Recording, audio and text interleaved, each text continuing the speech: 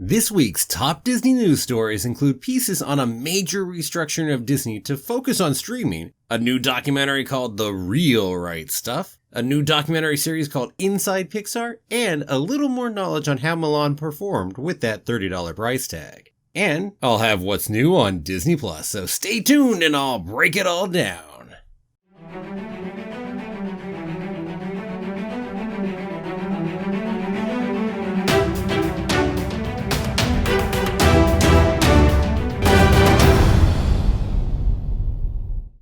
Well, hello there. My name's Jeremy and welcome back to Freeform Disney, where I talk about all aspects of Disney, from the animated movies to the theme parks to Star Wars, Marvel, and Pixar, and the TV shows, and everything else in between.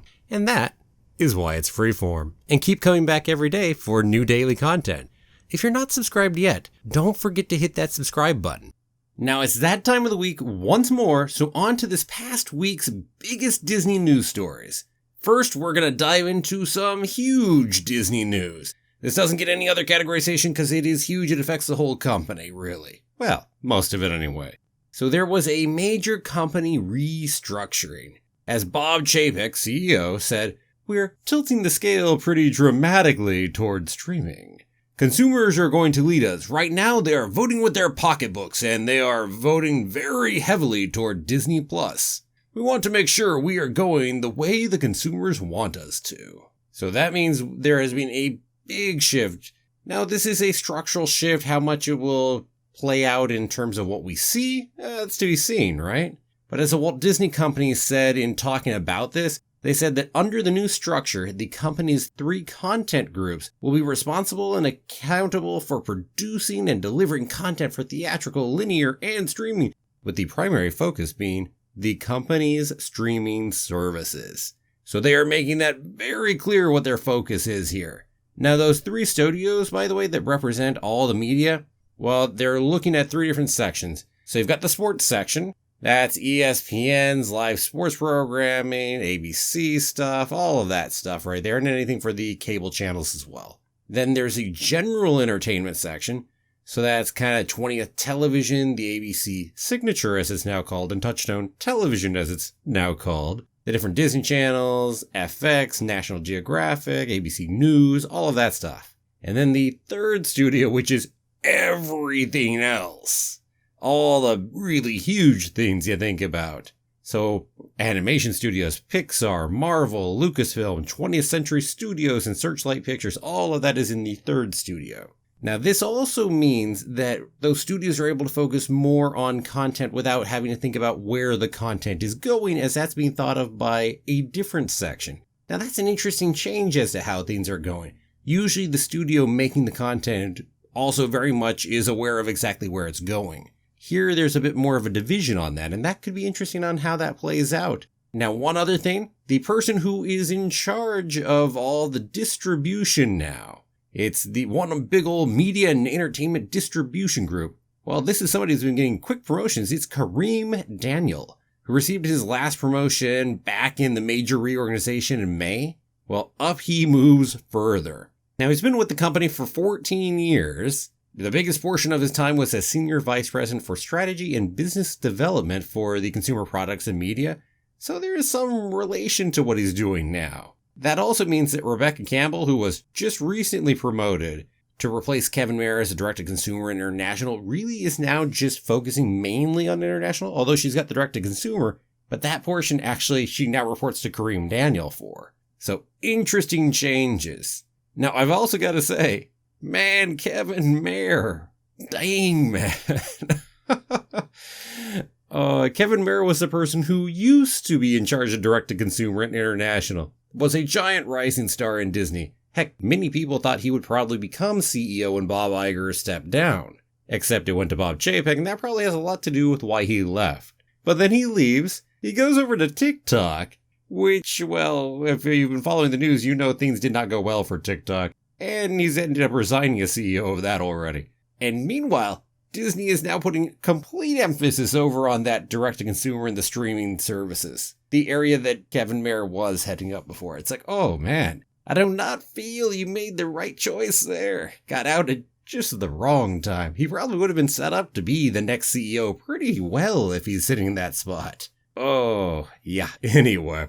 So what does this suggest? Well, yeah, streaming's going to be big.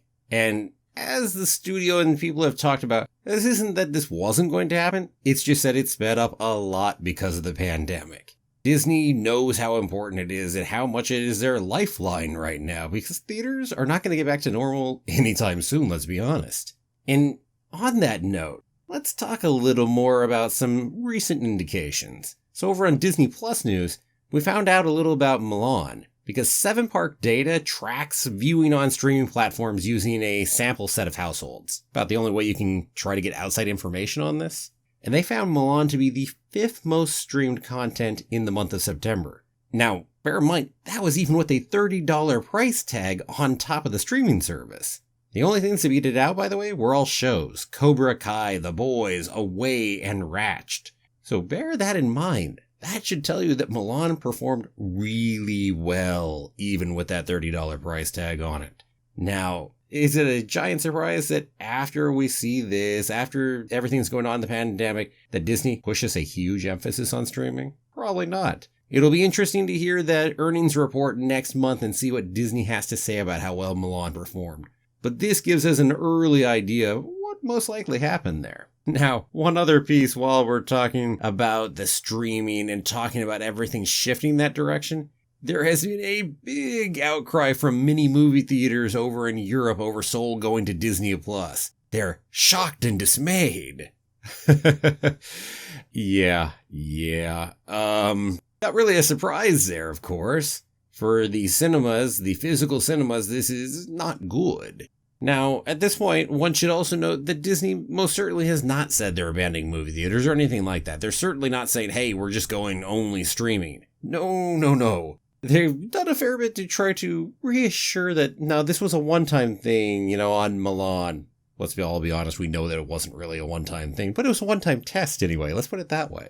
So yeah, there's a lot of concern from movie theaters, and frankly, for most of the world, how comfortable are you going to a movie theater anyway for a while? This is going to spell a huge change in how movies are consumed, and it's going to be interesting to see what happens in all of this.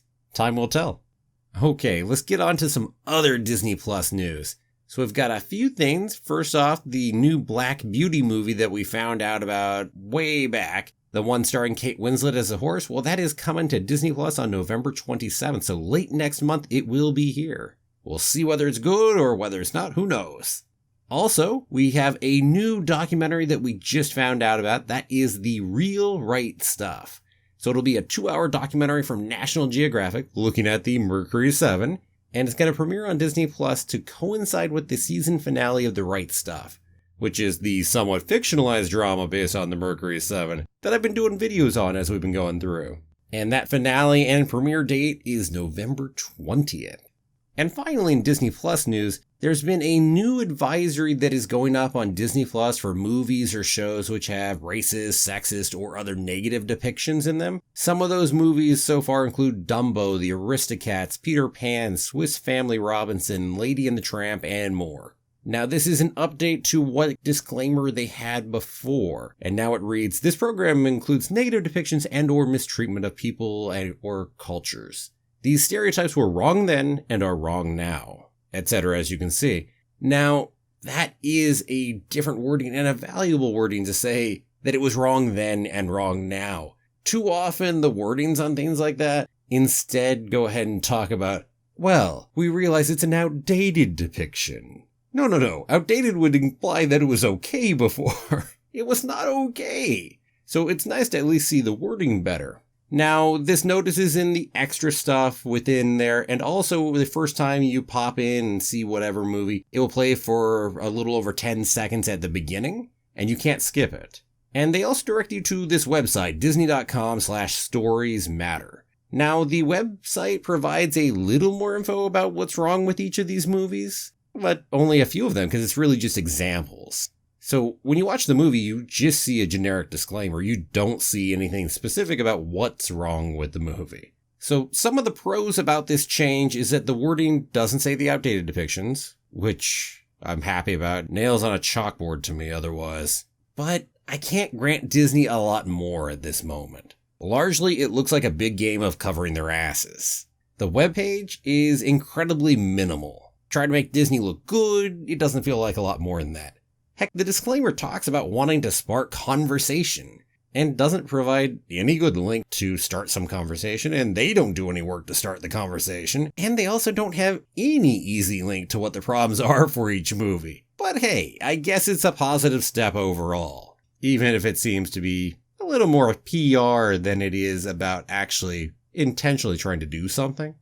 Okay, let's move on to Pixar. So we have one other new show coming to Disney Plus soon, and that is going to be a new docuseries called Inside Pixar, which is going to premiere on November 13th. We got lots of stuff coming in November and some new stuff we just found out about. Now, I don't know what the style of this is going to be exactly, but it's going to be intriguing to see where they go with this because I'm not sure what to expect.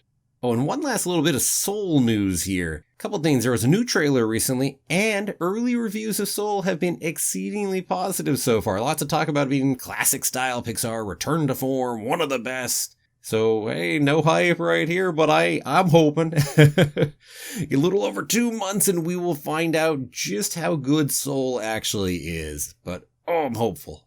And moving onward to an interesting and odd bit of news here. Marvel news time. This is about She-Hulk, and Tatiana Maslany recently denied being cast as She-Hulk. Now this is really odd, because Deadline, first off, tends to be pretty reliable so far on these kinds of stories when they report them. Also, the other pieces that make this a little unbelievable. Kat Coiro, the person running the show, responded to Deadline's article off on Twitter with a "couldn't be more excited."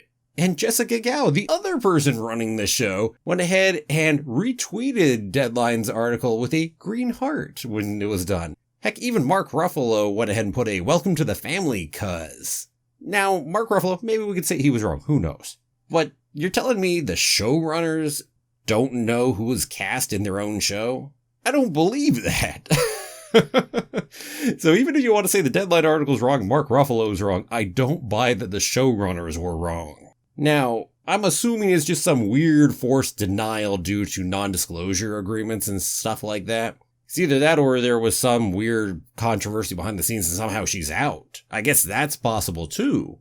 But yeah, weird stuff, and we've seen people have to lie about being involved in things in the past. Heck, Ewan McGregor talked about how long he's had to lie about knowing that he was in an Obi-Wan series. Because he's actually known for years at this point.